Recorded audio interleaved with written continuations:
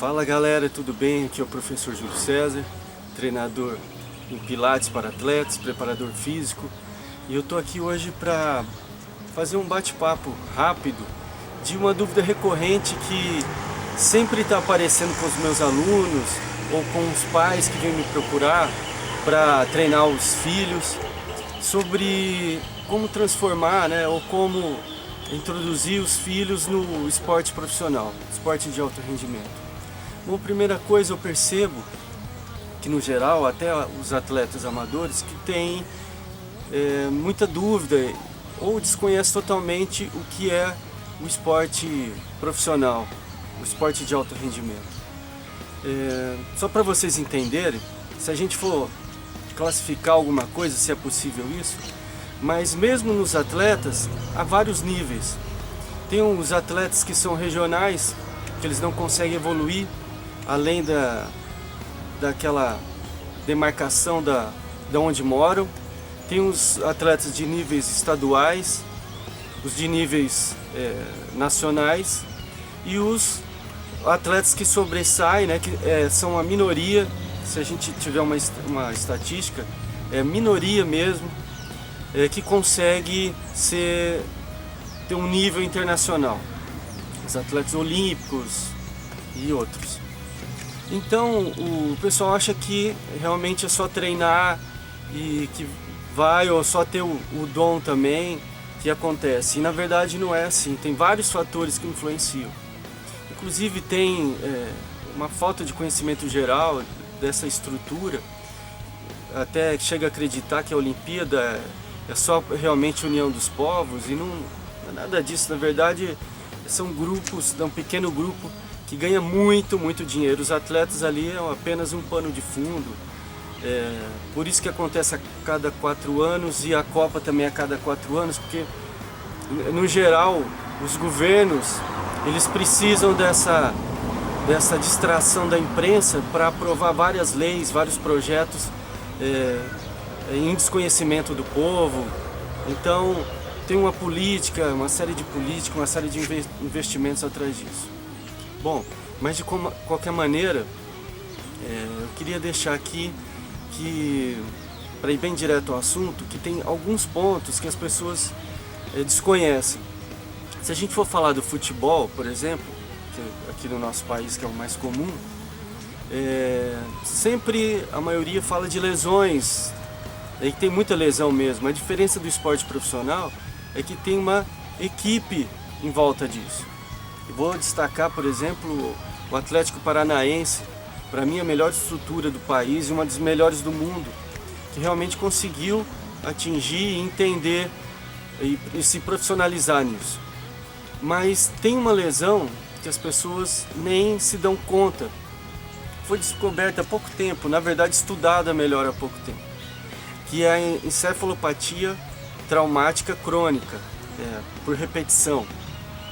Por que eu estou falando isso? Porque um bom tempo atrás o pessoal conciliava isso apenas com esportes mais violentos, lutas e tal, para ser mais específico no boxe.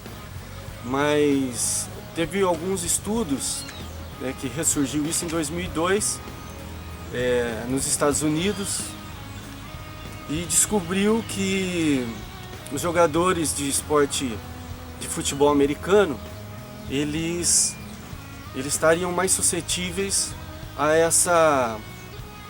esse trauma, que é o trauma realmente da estrutura cerebral, do tecido cerebral. Por vários anos nessa atividade e repetidas vezes batido com a cabeça. Porque o cérebro, nessas batidas, ele mexeria todo com a estrutura celular, na torção, no alongamento da estrutura celular. E sem contar a aceleração e desaceleração, que provoca vários danos. Mas isso só foi descoberto após a morte de alguns. Porque descobriu, e isso não aparecia em exames nenhum, você podia fazer exame de imagem que não aparecia nada. Então, mas descobriu-se depois, com a amostra, que havia pigmentos da proteína tal, que provocava uma série de distúrbios comportamentais e cognitivos, motores, inclusive vários deles ligados com a depressão e o suicídio. Mas em 2009 esse número aumentou muito, então realmente aí começou a ser comprovado o dano que o esporte causava. E não sei se vocês sabem, mas essa encefalopatia ela chegou no futebol. O pessoal já desconfiava, na verdade. Mas infelizmente em 2014 apareceu o primeiro jogador brasileiro. E na verdade em 2014 apareceu os 3 primeiros jogadores no mundo todo com esse trauma. O primeiro aqui, o nosso brasileiro, foi o Bellini, foi o capitão da Copa de 1953, ele morreu aos 83 anos. E aí descobriu-se, realmente constatou, fez autópsia, né, fez a perícia do cérebro e constatou realmente que ele teve esse trauma. Ele morreu devido, né, teve vários danos devido a esse trauma. E esse trauma, na verdade, imagina você colocar seu filho, né, para treinar, e isso começa aos 7, 8 anos, e ao longo da carreira esportiva dele, ele tem quantas vezes que ele bate a cabeça? Qual que é a intensidade? Se a gente for olhar um jogo de futebol, por exemplo, mesmo que de longe, né, pareça leve, mas é um esporte que é muito competitivo. Então há muita intensidade, né? As divididas, se eu for colocar a imagem aqui, a gente vai milhares de imagens, né, dessas concussões na cabeça.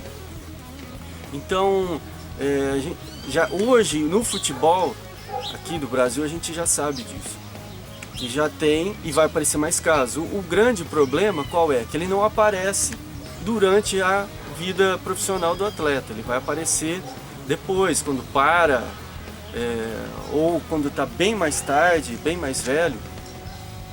Então tem esses traumas invisíveis, né, que aparece, e a gente sabia que isso aparecia no futebol, e as pessoas desconhecem, os atletas amadores desconhecem, os pais desconhecem.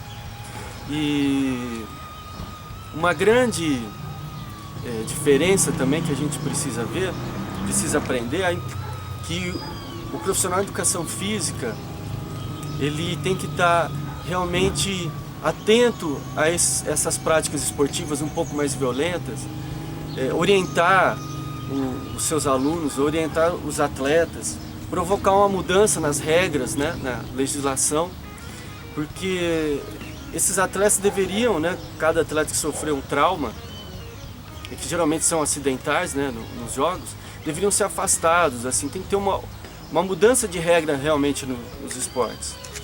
E então eu acho que agora com o Flamengo, né, que foi campeão, eu acho que esse assunto é bom ser levantado novamente para que as pessoas fiquem atentas, que a hora que olha um jogo, olha toda a pompa, toda a vitória. Até foi o Bellini que criou o gesto, né, de pegar a taça e levantar sobre a cabeça com os 2 braços. Ele que criou esse gesto que se tornou mundial, né, e acabou sendo acometido por esse trauma. Então, o profissional em educação física, o preparador físico, ele tem essa grande responsabilidade de orientar os pais, de orientar os atletas, de tentar mudar toda essa estrutura, mesmo que seja aos poucos, né, que mexe com tem televisão e tem muita coisa, tem uma estrutura toda já armada e não é fácil romper com tudo isso. Então, para ficar atento, né, quando se trata de esporte de alto rendimento, as pessoas têm essa ideia que realmente há muitos danos e os atletas eles precisam ser preparados não só para o rendimento, mas também preparados fisicamente para saírem melhor, né, para não sofrer tanto com essas lesões. Pessoal, esse era um bate-papo rapidinho, é só para vocês perceberem a importância que tem o profissional em educação física, o treinador dentro do esporte, a importância que tem de você consultar, de você ser assessorado por uma equipe de profissionais realmente qualificados para a sua prática esportiva, seja ela amadora ou profissional. E se curtiu, deixa um like aí, deixa seu comentário e aos poucos a gente vai chegando nos assuntos mais interessantes para vocês. Um grande abraço!